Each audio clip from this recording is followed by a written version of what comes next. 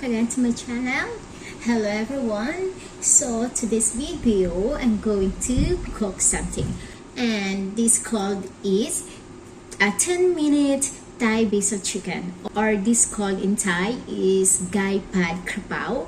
So gai means chicken and pad is stir fry and krapow is holy basil. So literally stir fried holy basil chicken.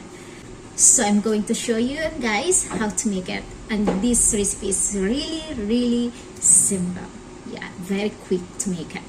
Okay, so for the ingredients for the 10-minute Thai basil chicken, we need some ground chicken, basil, onion, garlic, chili,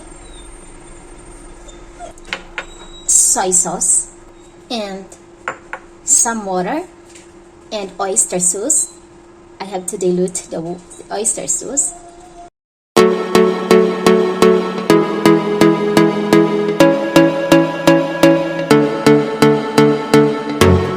So we already gathered our all ingredients. So what are you waiting for, guys? Let's start to cook our 10-minute Thai basil chicken. Let's go!